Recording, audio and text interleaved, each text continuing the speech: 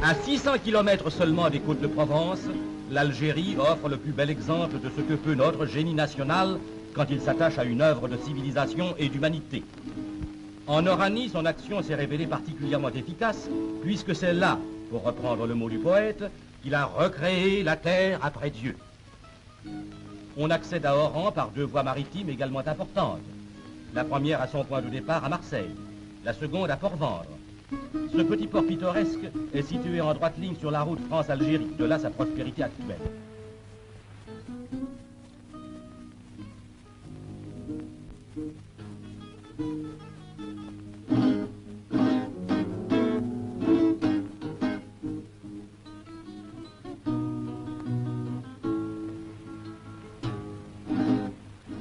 En 1830, Oran comptait 4000 habitants. Elle en compte à présent 200 000.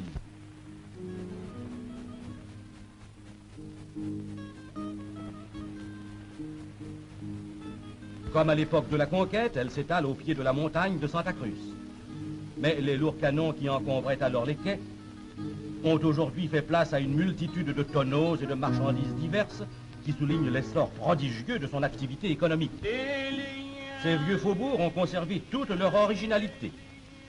Tant dans le quartier indigène que dans celui de la Calera, la foule est nombreuse, ardente et colorée.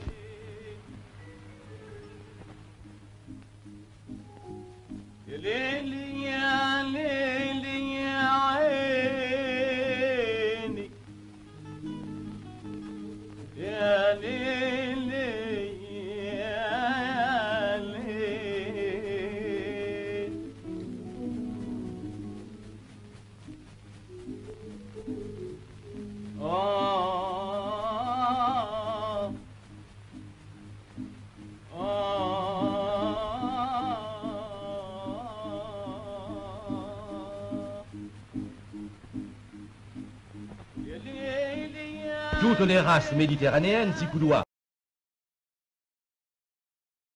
Au débouché d'une ruelle, quelques Valenciennes au regard de jet. Car, ainsi qu'en témoigne cette posada authentique, l'Espagne des rois très chrétiens a marqué ici de bonne heure son passage d'un sceau indélébile et exercé sur les coutumes locales une influence profonde.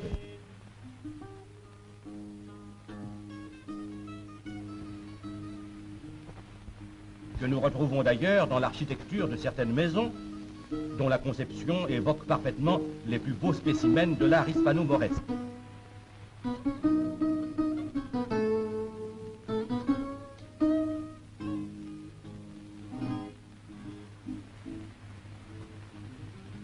Oran, toutefois, est une grande ville française.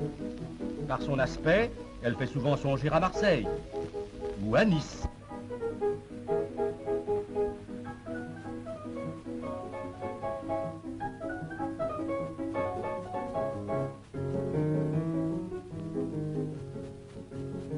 Et l'héroïsme, là aussi, a su répondre en 1914 à l'appel angoissé de la mère patrie.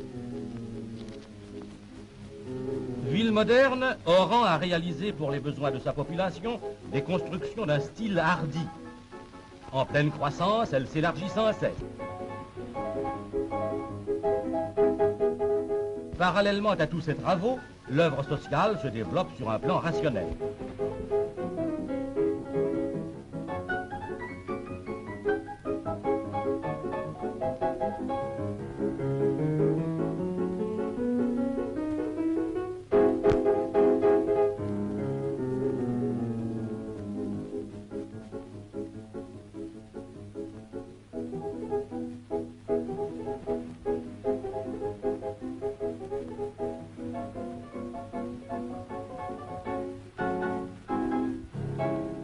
À quelques kilomètres d'Oran, Tlemcen, vieille ville arabe, capitale d'empire au Moyen-Âge, conserve jalousement le prestige de son antiquité musulmane.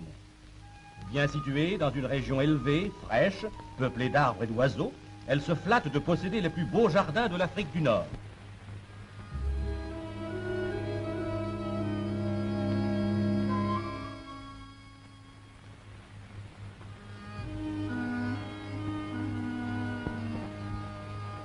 Comme autrefois, les Aïssaouas sont restés de la grande attraction religieuse du pays. le spectacle de ces fanatiques que leur état de surexcitation nerveuse rend, paraît-il, insensible à la douleur, a quelque chose d'hallucinant.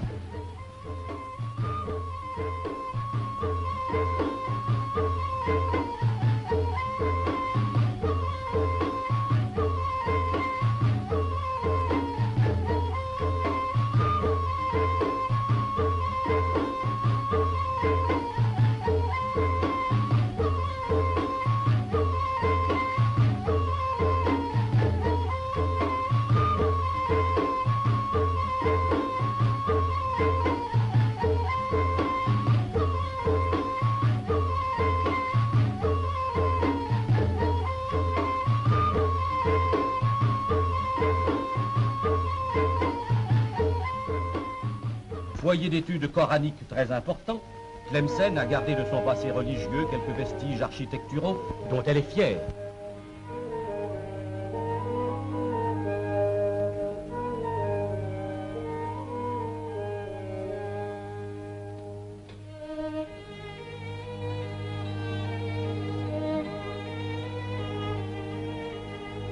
Le tapis de haute laine est à la base d'une industrie locale florissante.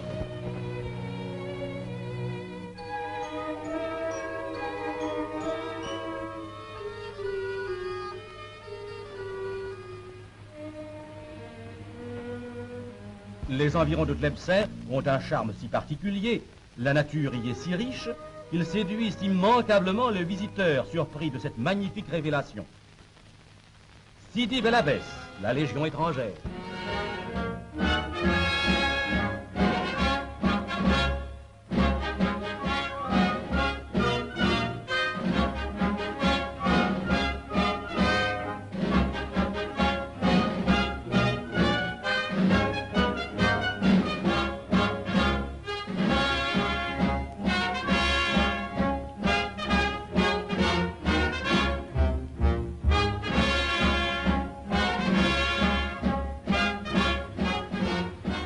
Œuvres grandioses, rattachées à la féconde politique de l'eau du gouvernement général, les grands barrages algériens résolvent admirablement le problème de l'irrigation artificielle. Le département d'Oran en possède plusieurs. Le plus moderne est sans doute celui de Bouhanifia, construit sur le modèle du barrage du Grib, dans le département d'Alger. Il n'est pas encore terminé. Il aura 54 mètres de haut. Ses murs parafouilles atteindront 70 mètres de profondeur. Et il aura fallu, pour le construire, 14 000 tonnes de ciment et 5 000 tonnes de produits chimiques.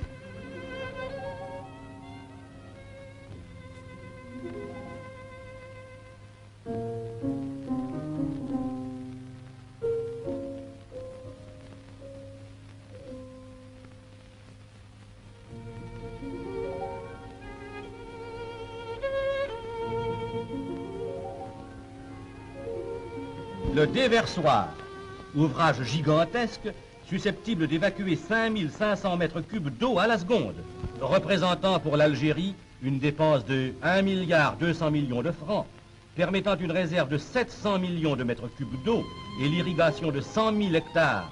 Ces barrages ont fait surgir la vie des terrains morts et semé la prospérité dans des régions autrefois désertiques.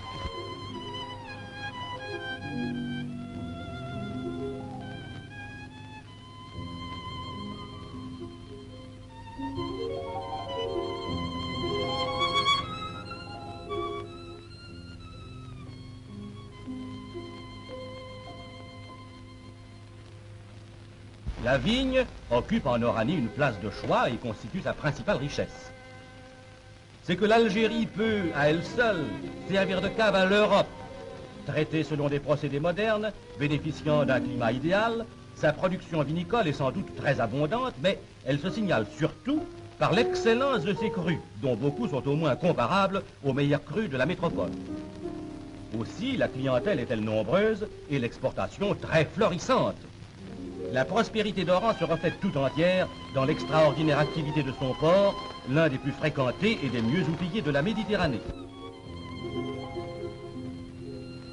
En un mois, le port d'Oran reçoit environ 700 navires, représentant une jauge totale de 1 200 000 tonneaux et plus de 260 000 tonnes de marchandises y sont débarquées ou embarquées.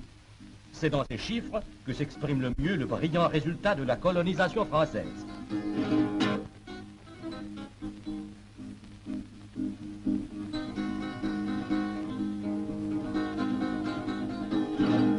Le miracle oranais n'est pas un mythe, mais une heureuse réalité. Voilà qui juge une politique et une race.